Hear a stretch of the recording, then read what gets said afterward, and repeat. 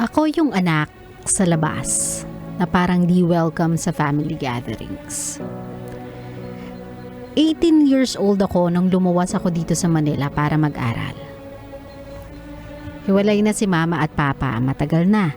Kaya kay papa ako tumira nung nagpa-Maynila ako doon sa bago niyang pamilya. Welcoming naman yung asawa niya.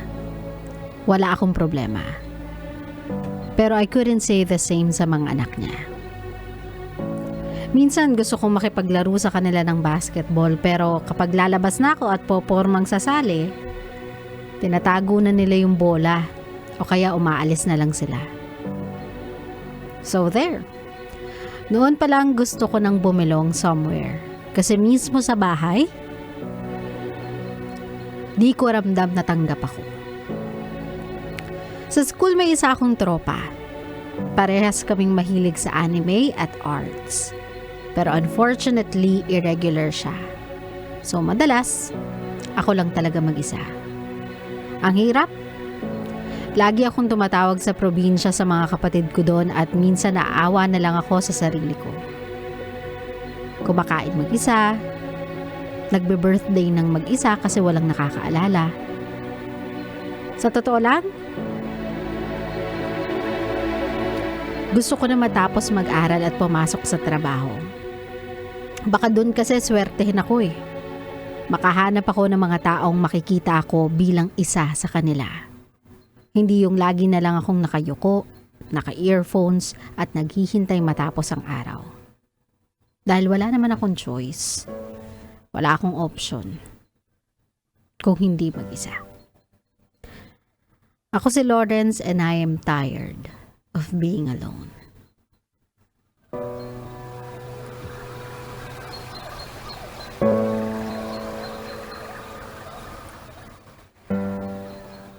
Alam nyo, ito yung feeling na masakit. Ito yung feeling na mahirap. Yung you want to be with someone, you want to share everything that you've been going through with someone. And yet kapag lumingon ka kaliwat kanan, there's no one there for you. There's no one there to be with you. And it's not because you're not trying. It's not because hindi ka nakikihalubilo. It's just that hindi mo mahanap, hindi mo makita yung mga tao that gets you. That understands you, that shares the same cup of tea as you do. Kumbaga ikaw yung odd one out. Not by choice. Gustuhin mo mang lumapit, gustuhin mo mang makipagkaibigan, gustuhin mo man makipagkapwa-tao sa kanila. For some reason, you just don't click with them. And it frustrates you. Of course, especially when you feel like, alam mo yon, ang layo mo sa pamilya mo, ang layo mo sa mga taong kilala ka, sa mga taong kinalakhan mo ng kasama mo sila. Ito yung feeling ng mga ibang galing sa probinsya nating mga kabisyo na pupunta dito sa Maynila. They feel like they are alone. They are fighting the battles on their own. And minsan wala silang mapagsabihan. Na namomoblema sila, na hindi maganda yung pakiramdam nila, na nasasaktan sila kasi they don't have anyone with them. Ito din yung feeling ng mga kabisyo nating OFW minsan. Lalong-lalo na kapag nakipagsapalaran sila sa dayuhang bansa on their own and they just cannot find anyone to talk to share their troubles with. Hindi naman siya laging makatawag dito sa Maynila para sa pamilya niya, to seek comfort, ganyan, para alam mo yun, may makatuwang, may makasama. And siguro yung pinakamasakit na part doon, my love, is celebrating certain milestones in your life on your own. Like for example, birthday, Christmas. This is when it hurts the most. Kasi, 'di ba? Parang it's a time of celebration and yet you cannot celebrate anything with anyone. Kasi wala kang kasama. Sana hindi to maramdaman ng kahit sino. Kasi it's hard. Minsan gusto mong sumigaw eh. Minsan gusto mo na lang, alam mo yun, tanggalin yung buhok sa anit mo kasi na-frustrate ka. But there are hard choices in life that we have to do because it's part of our journey to reach our dreams.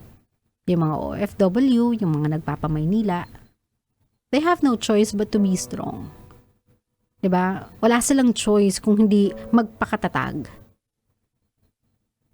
So they fight through the pain the best way they know how. Reach people who loves them whenever they can and remember the reason as to why they are fighting the fight. So Lawrence, listen to me. This will not be forever. This will not be your life for the rest of your life. This is a phase, a chapter of your life na you just have to get through. I know nakakawalan ng pag-asa, nakakalungkot, naaawa ka sa sarili mo. I know that feeling. But again, remember why you are sacrificing this much. Remember the reason why you fight this fight. Tandaan mo yung mga tao na gusto mong iangat, gusto mong tuparin yung pangarap, kaya ginagawa mo lahat ng ginagawa mo ngayon.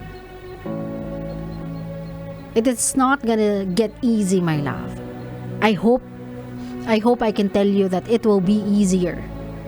Pero life gets tougher. Only gets tougher from this day forward. Kasi ganun yun eh. Ang life talaga, my love, whether you agree with me or not, whether you accept it or deny it, this is a battle of the toughest.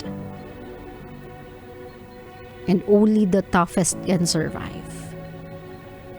So, Lawrence, do what you must to feel that you are not alone. Andiyan naman yung technology eh. Katuwang natin yan sa buhay. We can call our loved ones those people who makes us feel safe, makes us feel at home, makes us feel alive, makes us feel comforted, makes us realize kung bakit tayo nagsasacrifice. Call them if you need to make yourself feel better. But do not feel bad about yourself. Do not look down on yourself. Never succumb. Huwag kang bumigay. Huwag kang magpasakop, magpasuob sa self-pity. Huwag mong tignan yung sarili mo sa salamin ng awang-awa lang and nothing more. Tandaan mo, there is a reason why you are doing this.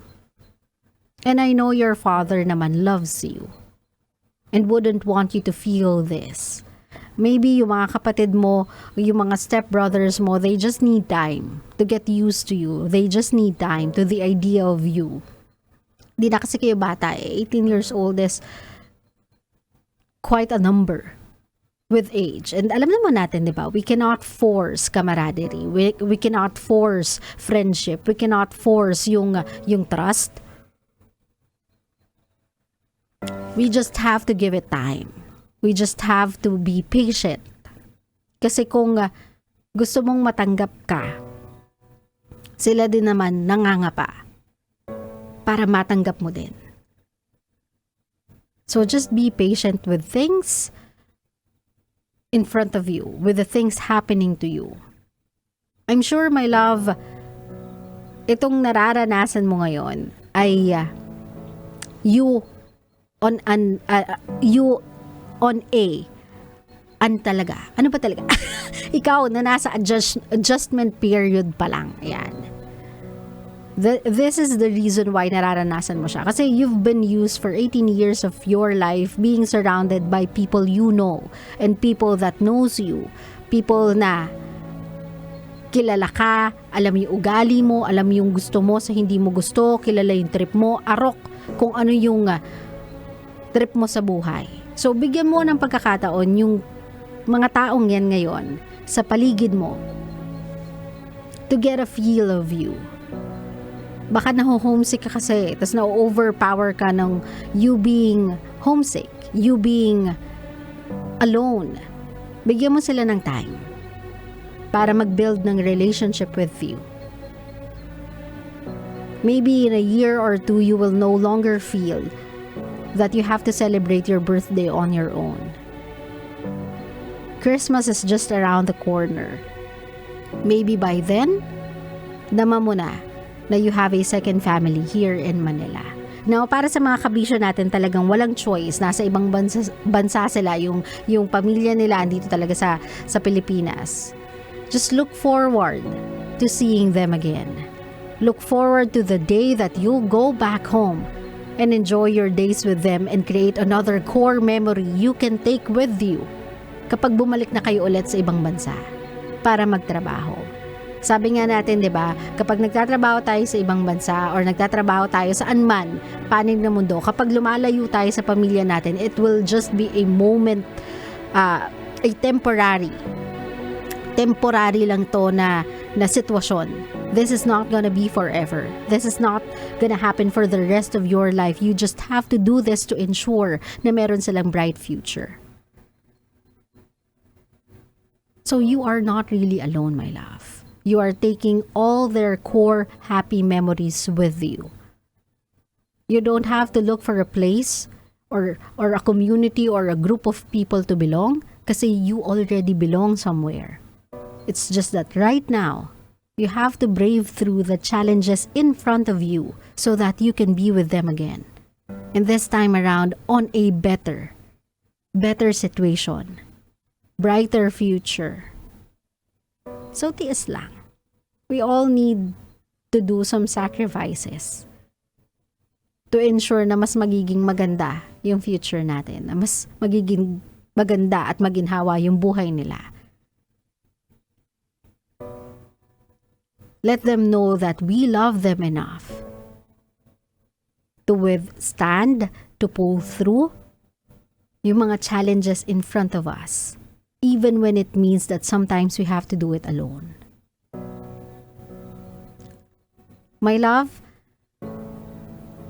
do not force yourself to become someone that you are not, to give up your dreams, to do anything just to belong. Huwag mong baguhin yung sarili mo, my love. Let them see how beautiful you are. And you will never have to force yourself anymore to belong. They will accept you, open their arms to you. Sila na mismo ang mag-welcome sa'yo. But again, give them time. Wala namang bagong pamilya na agad-agad nag-click. It will take time of getting used to. It will take time of gaining their trust. Sila din naman, nagtataray pa rin lang sila. Nagkakapa pa lang din sila to get yours. So, maybe in time, my love, you'll get what you want. But for now, continue being you. At huwag ka malungkot. Hindi ka naman mag-isa eh. And you still belong somewhere. Just right now, you're having your own adventure. At itong adventure na to will only make you stronger. Will only make you better. Claro? Claro.